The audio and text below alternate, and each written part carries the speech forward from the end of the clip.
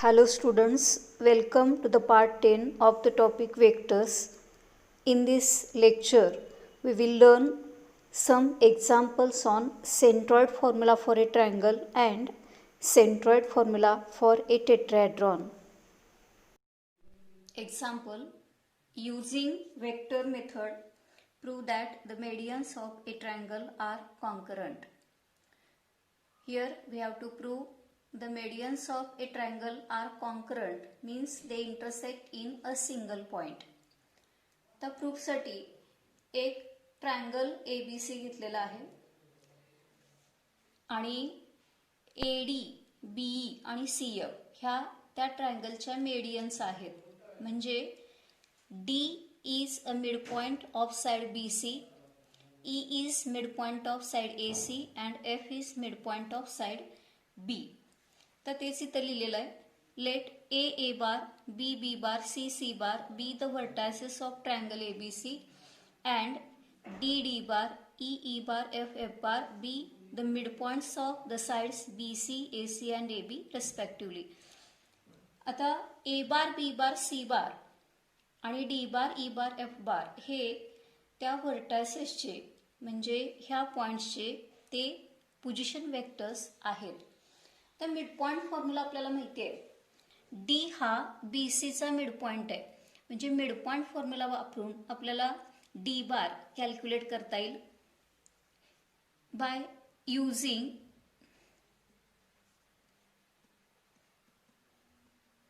Midpoint formula.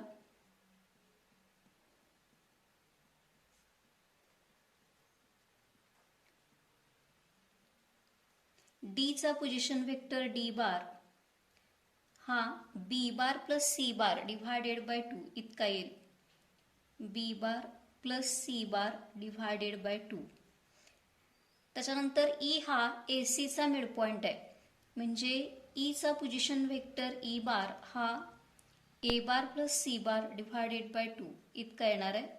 आणि F हा AB चा मिडपॉइंट आहे. Therefore F bar equal to A bar plus B bar divided by 2. Midpoint formula वापरून आपण हे 3 PV लिहिलेले आहेत.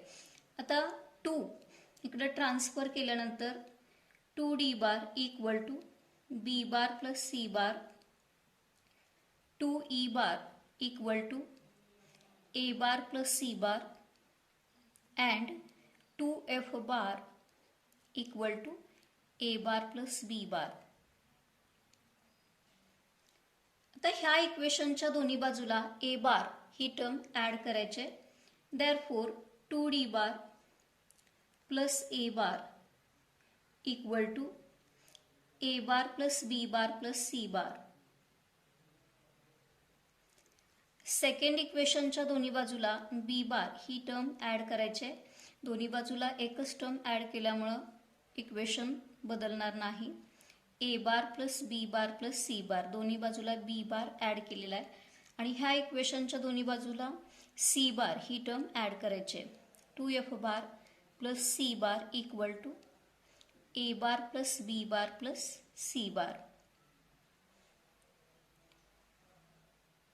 आता ह्या 3 इक्वेशनमध्ये ह्या 3 इक्वेशनची RHS A bar plus B bar plus C bar इतके आहे. म्हणजे ह्या 3 LHS त्यांची किंवा ह्या 3 टर्म्स त्यांची एकच व्हॅल्यू आहे A bar plus B bar plus C bar. Therefore 2D bar plus A bar equal to 2E bar plus B bar equal to 2F bar plus C bar. आणि ह्या 3 टर्म्सची value एकच term आहे A bar plus B bar plus C bar, A bar plus B bar plus C bar. तर ह्या इक्वेशनमध्ये 4 terms आहेत. त्या 4ही टर्म्सना आपण 3 डिव्हाइड करणार आहे. एकाच टर्मनं डिव्हाइड केलं तर इक्वेशन बदलणार नाही. Therefore 2D bar plus A bar divided by 3 equal to 2E bar plus B bar divided by 3 equal to 2F bar plus C bar divided by 3 equal to A bar plus B bar plus C bar divided by 3.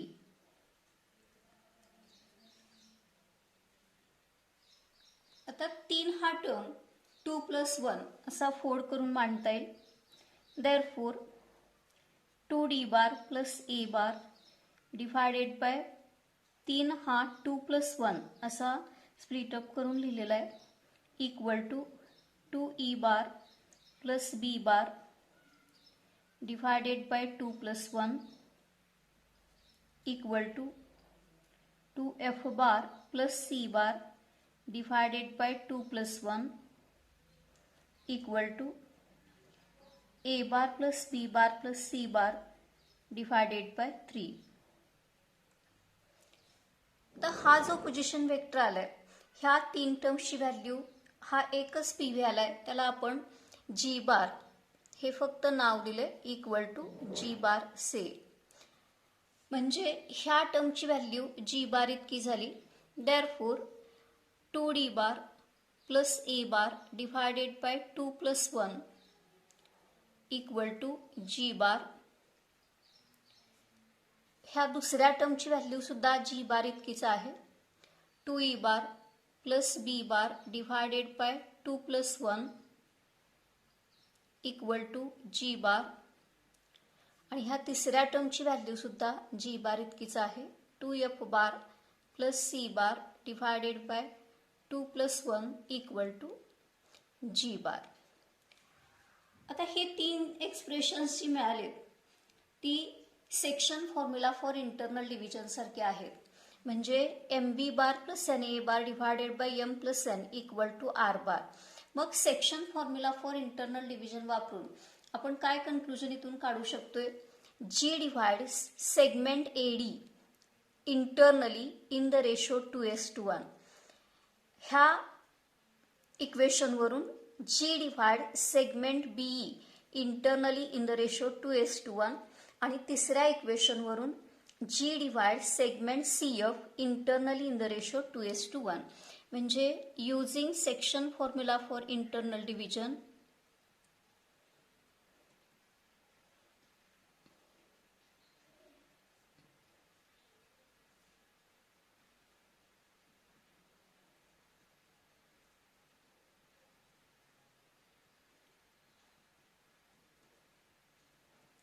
we can write G point G आणि त्याचा PV G बार आहे. G divides segment AD segment दुसऱ्या equation मध्ये segment BE and segment CF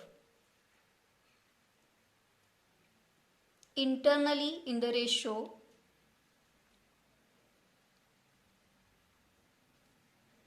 plus sign आहे म्हणून internal division येईल.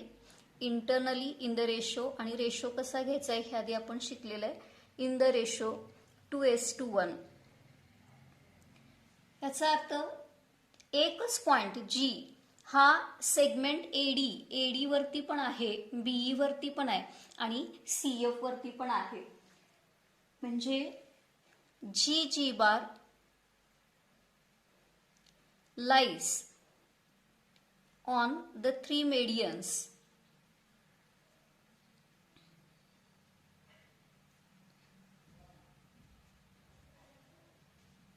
AD, BE and CF.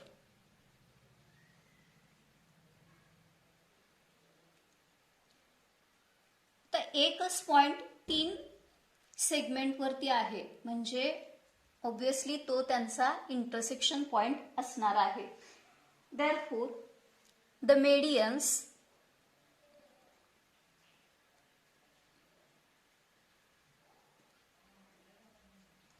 AD, BE and CF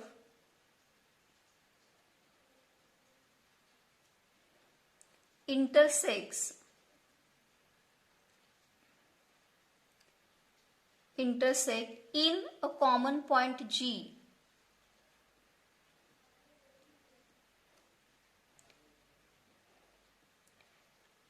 आणि एकाच पॉइंटमध्ये जर इंटरसेक्ट करत असतील तर त्या कॉन्करंट आहेत असं म्हणायचं आहे. Hence they are concurrent. तीन मेडियन्स एकाच पॉइंटमध्ये इंटरसेक्ट करत असतील तर त्या कॉन्करंट आहेत असं म्हणायचं आहे. म्हणजे आपण वेक्टर्स वापरून इथं काय प्रूव्ह केलं, ट्रायंगलच्या तीन मेडियन्स ह्या एकाच पॉइंटमध्ये इंटरसेक्ट करतात आणि म्हणून त्या कॉन्करंट आहेत. आता इथं जीचा पोझिशन वेक्टर जी बार आपल्याला इथं काय मिळालं, G bar equal to A bar plus B bar plus C bar divided by 3. हा सेंट्रॉइड फॉर्म्युला आहे. ट्रायंगल्सच्या तीन मेडियन्स जर एकाच पॉइंटमध्ये छेदत असतील तर त्यांना कॉन्करंट म्हणायचं आहे. आणि जो पॉइंट ऑफ इंटरसेक्शन आहे त्या पॉइंट ऑफ इंटरसेक्शनला त्या ट्रायंगलचा सेंट्रॉइड पॉइंट असं म्हणायचं आहे. म्हणजे ट्रायंगलच्या तीन मेडियन्स ज्या पॉइंटमध्ये इंटरसेक्ट करतात त्या पॉइंटला सेंट्रॉइड पॉइंट म्हणायचं आहे. आणि सेंट्रॉइड पॉइंटचा पीव्ही हा इतका आलाय, G bar equal to A bar plus B bar plus C bar divided by 3. म्हणजे जी हा पॉइंट ट्रायंगल एबीसीचा सेंट्रॉइड असेल तर जीचा पीव्ही जी बार हा A bar plus B bar plus C bar divided by 3 इतका येतो.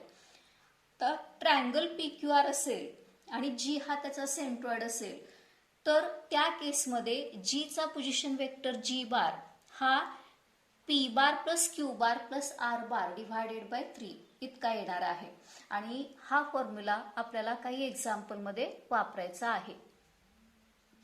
Example, if GA2 minus 1 is the centroid of the triangle with vertices P1, 2, 3, Q3B minus 4 and R5, 1, C. Then find values of A, B, C. तर इथं triangle PQR दिलेला आहे आणि G हा त्याचा centroid दिलेला आहे. असं असेल तर आपल्याला ABC हे अननोन आहेत, त्यांच्या व्हॅल्यू फाइंड आउट करायच्या आहेत. तर सोल्युशनमध्ये आपण पहिल्यांदा PQR हे पॉइंट्स दिलेले आहेत. That is given P equal to 1, 2, 3. तर P हा पॉइंट दिलेला आहे म्हणजे त्याच्यावरून त्याचा PV P बार हा in terms of I bar J bar K बार आपल्याला असा मांडता येईल 2J बार प्लस 3K बार. तर Q हा पॉइंट Q इक्वल टू त्याचे कोऑर्डिनेट्स दिलेत 3B मायनस 4. त्याच्यावरून आपल्याला Qचा पोझिशन वेक्टर Q बार हा 3I bar plus BJ bar minus 4K bar इतका मांडता येणार आहे. त्याच्यानंतर R हा पॉइंट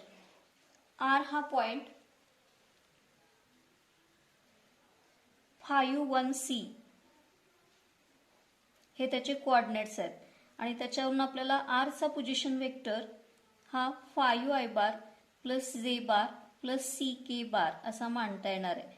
पॉइंट माहिती असेल तर PV लिहिता येतो, PV माहिती असेल तर पॉइंटचे कोऑर्डिनेट्स मांडता येणार आहेत. आता G हा सेंट्रॉइड पॉइंट दिलेला आहे. G चे कोऑर्डिनेट्स A2 मायनस 1 हे दिलेत. देअरफॉर G चा पोझिशन वेक्टर G बार हा AI bar plus 2J bar minus K bar असे मांडता येतील. तर G हा पॉइंट ट्रायंगल PQRचा सेंट्रॉइड आहे. मग इथं सेंट्रॉइड फॉर्म्युलाचा वापर आपल्याला करायचा आहे. Since G bar is the centroid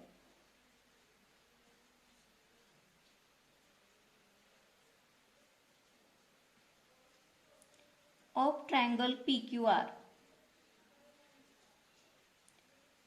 तर ट्रायंगल PQRचा G हा सेंट्रॉइड असेल तर G बार काय येतो हे आता आपण शिकलेलं आहे. देअरफॉर युजिंग सेंट्रॉइड फॉर्म्युला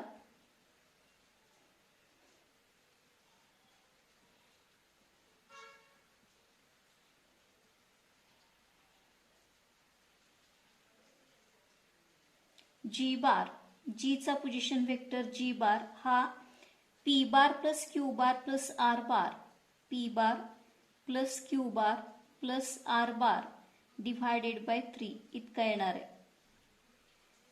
आता हे सिम्प्लिफाय करत असताना देअरफॉर 3g बार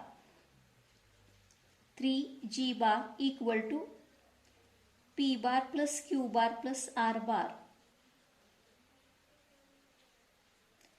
तर ह्याच्यामध्ये व्हॅल्यू ठेवायच्यात. देअरफॉर 3 इंटू जी बार इथं आहे A I bar plus 2j bar minus K bar equal to P bar Q bar R बारच्या व्हॅल्यू इथं आहेत. P bar is I bar plus 2j bar plus 3k bar plus Q bar is 3i bar plus bj bar minus 4k bar plus r bar is 5i bar plus j bar plus ck bar. तर 3 न ब्रॅकेटला multiply करायचं आहे. Therefore 3ai bar plus 6j bar minus 3k bar equal to आयच्या terms collect केल्यानंतर इथं 8 9i बार, जेच्या terms collect केल्यानंतर 3 प्लस b इंटू जे बार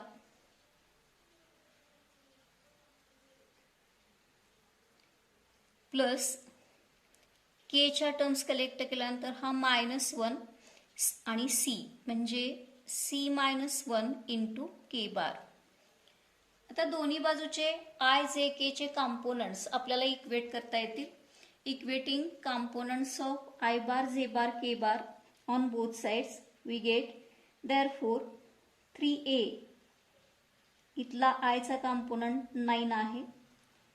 6 इक्वल टू 3 प्लस बी जेचे कॉम्पोनंट इक्वेट केलेत आणि के चे कॉम्पोनंट इक्वेट केले की -3 equal to C-1. Therefore a equal to 3 हे इक्वेशन सॉल्व केलं की b ची व्हॅल्यू पण 3 मिळेल आणि c ची व्हॅल्यू -2 मिळेल. म्हणजे a equal to 3, b equal to 3, c equal to -2. Example, if two vertices of the triangle are A314 and B -4, 5, -3 and the centroid of the triangle is G -1, 2, 1, then find the coordinates of the third vertex C of the triangle. तर इथं ट्रायंगलचे 2 vertex दिलेत ए आणि बी आणि त्या ट्रायंगलचा centroid point दिलेला आहे जी आणि त्याच ट्रायंगलचा तिसरा वर्टेक्स सी आपल्याला फाइंड आउट करायचा आहे. तर हे एक्झाम्पल तुम्ही ह्याच सेंट्रॉइड फॉर्म्युला वापरून सॉल्व करायचं आहे. इथं CXYZ हा ट्रायंगलचा तिसरा वर्टेक्स आहे हे अश्यूम करायचं आणि जी हा पॉइंट सेंट्रॉइड दिलेला आहे. हा फॉर्म्युला यूज करून ह्याच्यामध्ये जी बार ए बार बी बार सी बार ह्या व्हॅल्यू ठेवायच्या आणि ह्याच पद्धतीनं सिम्प्लिफाय करून XYZ च्या व्हॅल्यू फाइंड आउट करायच्या आहेत. तो ट्रायंगलचा तिसरा वर्टेक्स असणार आहे. Example, find the centroid of the tetrahedron with vertices A 3, -5, 7, B 5, 4, 2, C 7, -7, -3, D 1, 0, 2. तर इथं टेट्राहेड्रॉनचा सेंट्रॉइड फाइंड आउट करायचा आहे. टेट्राहेड्रॉनला 4 व्हर्टेक्स असणार आहेत. इथं ते ABCD दिलेले आहेत. आता इथं A त्याच्यावरून आपल्याला A बार मांडता येईल. A बार हा 3i बार -5j बार प्लस 7k बार इतका असणार आहे. त्याच्यानंतर B वरून B बार मांडता येईल. B बार हा 5i bar plus 4 J bar plus 2 K बार असा मांडता येईल. सी वरून सी बार मांडता येईल. सी बार हा 7 आय बार मायनस 7 जे बार मायनस 3 के बार आणि डी वरून डी बार डीचा पोझिशन वेक्टर हा आय बार प्लस 2 के बार असा मांडता येणार आहे. आता जी हा टेट्राहेड्रॉन ABCDचा सेंट्रॉइड असेल तर सेंट्रॉइड फॉर्म्युला असा येणार आहे. If G bar is the centroid of tetrahedron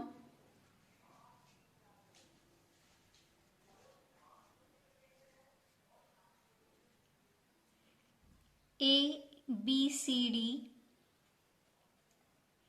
then G चा पोझिशन वेक्टर G बार हा A bar plus B bar plus C bar plus D bar divided by 4 इतका येतो. G हा टेट्राहेड्रॉनचा सेंट्रॉइड असेल तर सेंट्रॉइड फॉर्म्युला असा येणार आहे. G bar equal to A bar plus B bar plus C bar plus D bar divided by 4. आता याच्यामध्ये व्हॅल्यूज ठेवायच्या आहेत. Therefore G bar equal to A bar हा 3 I bar minus 5 J bar plus 7 K bar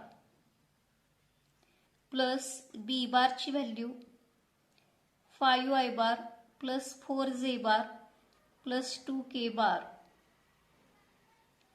plus C bar हा 7 I bar minus 7 जे बार minus 3 K bar plus D bar is I bar plus 2 K bar divided by 4.